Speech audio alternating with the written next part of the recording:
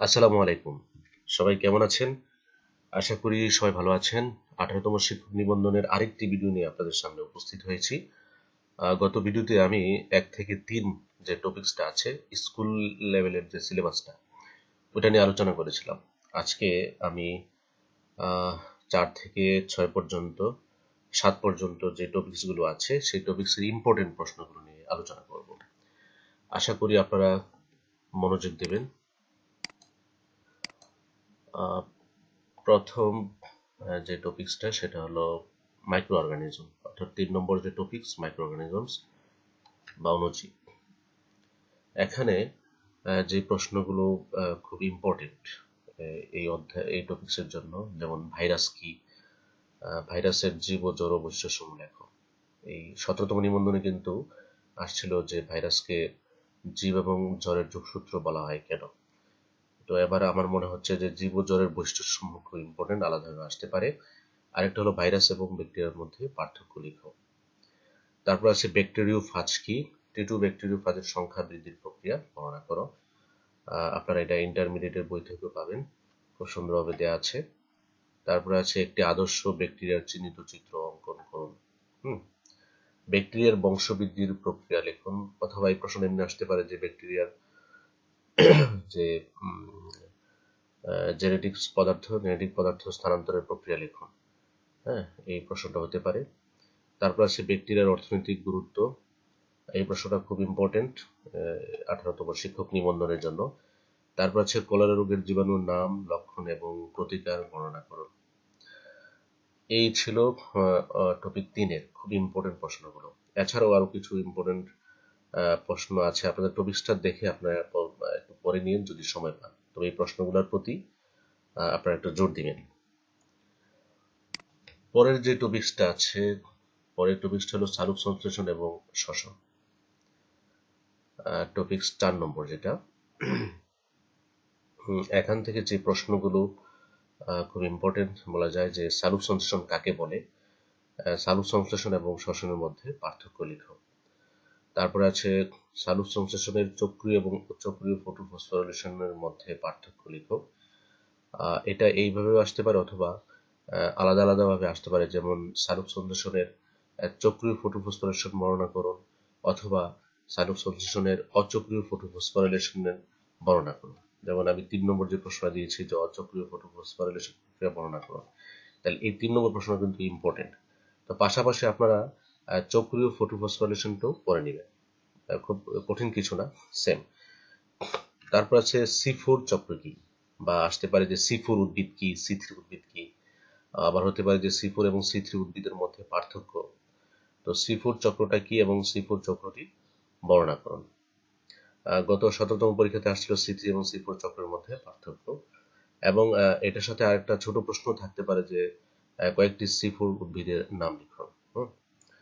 তারপর আছে ক্রেবস চক্র কি, ক্রেবস চক্রটি বর্ণনা করুন। এই প্রশ্নটাও খুব ইম্পর্টেন্ট। তারপর আছে শ্বসনের গুরুত্ব লিখুন। শ্বসনের গুরুত্ব, এই প্রশ্নটা ইম্পর্টেন্ট। আরেকটা আছে ইলেকট্রন ট্রান্সপোর্ট সিস্টেম প্রক্রিয়াটি বর্ণনা করুন।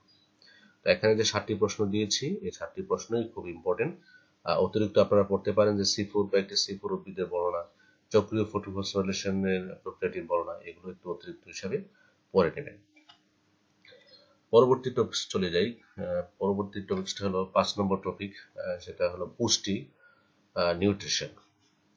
তো এখান থেকে যে প্রশ্নগুলো খুব ইম্পর্টেন্ট, যেমন পুষ্টি উপাদান বলতে কি বোঝায়, উদ্ভিদের ম্যাক্রো এবং মাইক্রো অর্থাৎ ক্ষুদ্র এবং বৃহৎ পুষ্টি উপাদানগুলির নাম লিখুন।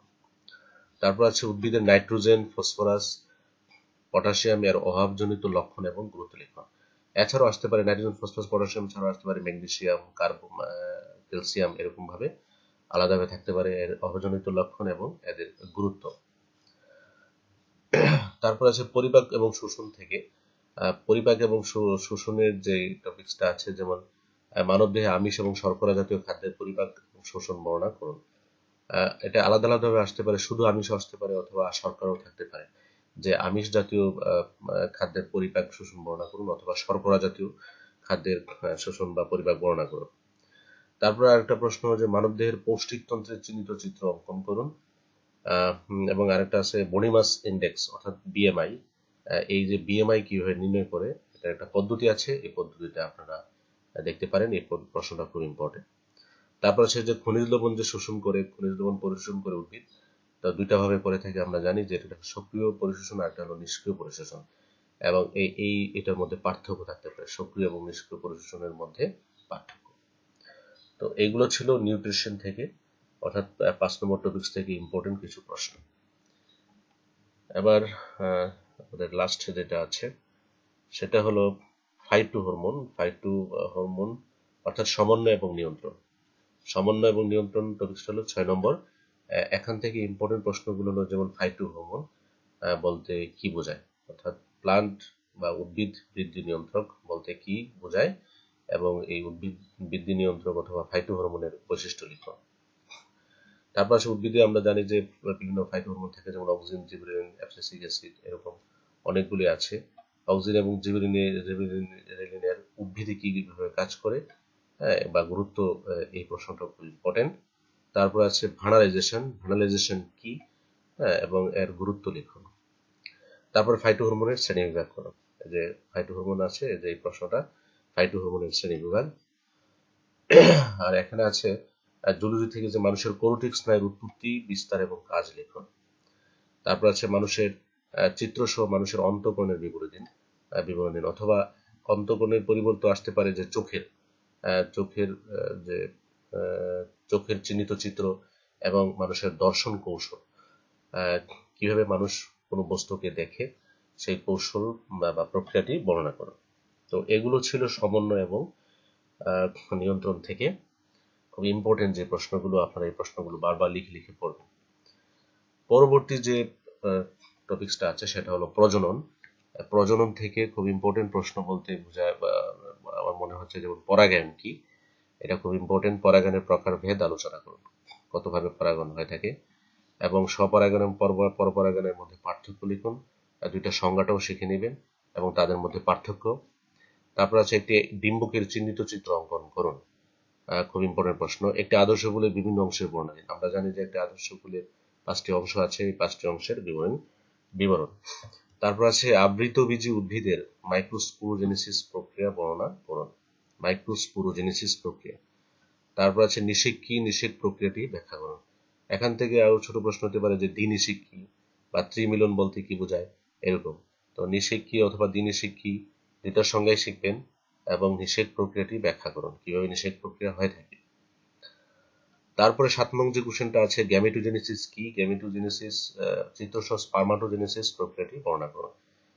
গ্যামেটোজেনেসিস কি এবং চিত্রসহ স্পার্মাটোজেনেসিস প্রক্রিয়াটি বর্ণনা করুন। এই প্রশ্নটাও খুব ইম্পর্টেন্ট এই প্রজনন চ্যাপ্টার থেকে। তো এই ছিল প্রজনন চ্যাপ্টার পর্যন্ত, অর্থাৎ 4 থেকে 7 নম্বর টপিকস পর্যন্ত।